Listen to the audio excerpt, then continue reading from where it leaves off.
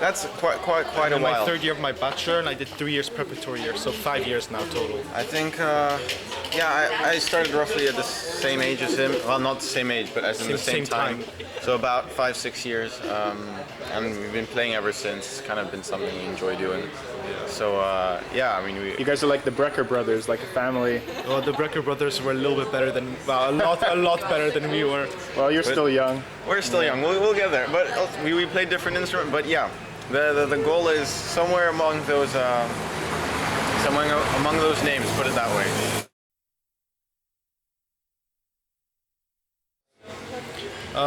I watched a video on YouTube, and I was like, this lady plays a really nice song.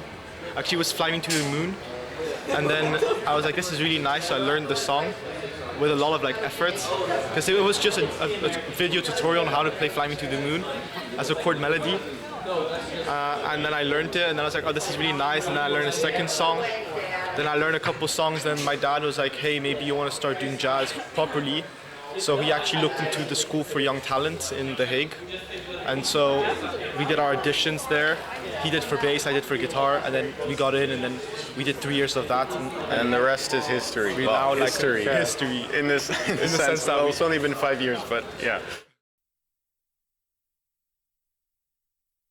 I think a lot of people, when they misunderstand what jazz is, they have this very modernized pop version of what jazz is as a whole. They think jazz, they think Bruno Mars and stuff, which is not exactly the same, although it has its roots in jazz. But most people are generally quite surprised. They don't expect it, especially since nowadays mainstream music is all electronic. You rarely see any real instruments being played live, let alone an acoustic bass, which I mean is hundreds of years old, of course. So most of them are quite surprised. But then they come, they listen. It's not always for everyone, but the ones who do stay, enjoy, they have a really good time. So it's also nice for us to just keep the tradition going. Then put in our own modern twist in some sense. And then, that's it. Or they usually have they think like it's super modern. So it becomes kind of this thing like, oh wow, it's so difficult and it's super complex, and actually find out that that's not what it really is. That's just a one off-stream branch of it. In the end of the day, it is just music. So if it sounds good, it sounds good.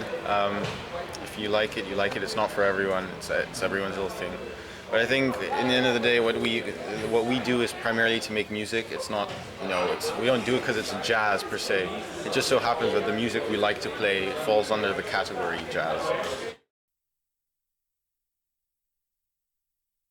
I mean, we started with like rock and roll and funk, so I guess that's just as special for us as it is as jazz is. Yeah. Like I know a lot of people, they start with rock and roll, they do jazz, and then they end up doing rock and roll again. They're like, it's not for me. I don't think for me at least, there's nothing particularly special about it except that I like it. Yeah, there seems to be this misconception that it's some overly deep thing. But I think in the end of the day, it just boils down to we just enjoy doing it. We like doing it. Also, there's something about improvisation relative to really composing that gives you like almost freedom on the spot. Like composing, very often you'll find that you capture a certain moment. You'll see these, pop stars writing songs about breakups and something that happened 3 months ago. But when when you take a solo and on a jazz tune, it's really on the spot. It's really what you can come up with now. It's what's going on in your mind, almost subconsciously to that sense. And it's very active in the sense that you're playing, you're listening, you have interaction between your bandmates. There's a lot going on, and I think overall when it comes together, you're really capable of expressing what you want the listener to hear, but also what you want to play. I guess it's also like it's a bit difficult in the sense that you actually have expectations from your band members, because you're not playing the same part. You have the melody, you have the chord changes, but every time it's different. So you also don't really know what you're gonna get. Well, I know what I'm gonna get from the drummer because I've been playing with him for 4 years. So I can kind of take a wild guess, but still now and then you'll be like, oh yeah, he studied something else, and something new will come out, and you're like, oh, I didn't expect that. So what's interesting is, you can play one song, I don't know how many times, every week in the same, little bar. And every time it'll come out different just because of, maybe someone looked at something, transcribed something, heard something cool, thought maybe I'll do that. Maybe they feel good, or they broke up with their girlfriend, something of that sort. So you hear everything, and it changes all the time, which means like you can do the same tunes and it'll always be interesting. Unlike, I think, pop music, which is often very, very rigid, very extremely coordinated in the sense that this is where everything has to go. There's very little room for variation. Especially once it's composed beforehand and everything's set in place. Depends which stage. Depends which stage. He knows, my brother knows, I get very nervous when I can't see the public.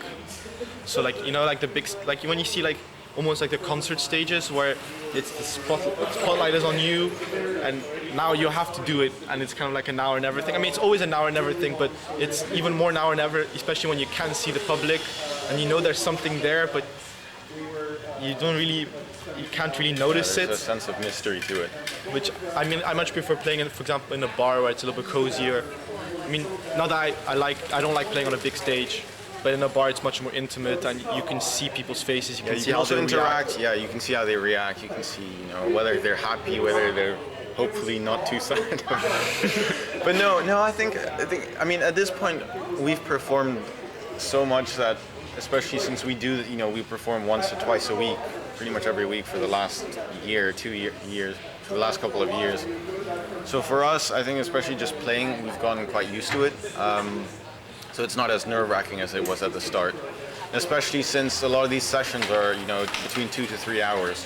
So usually maybe you start off a bit, half anxious, but then after 15 minutes you get used to the crowd, you get used to, who you're playing with. And then all of a sudden when you have to take a solo, it's just a matter of, do what you usually do, have a good time, enjoy yourself, because in the end of the day, that's what it's about, right? Although you make music for the listener, you also do it for your own pleasure, because otherwise you wouldn't be doing it. So just have a good time, because also that way the listener will also get that idea.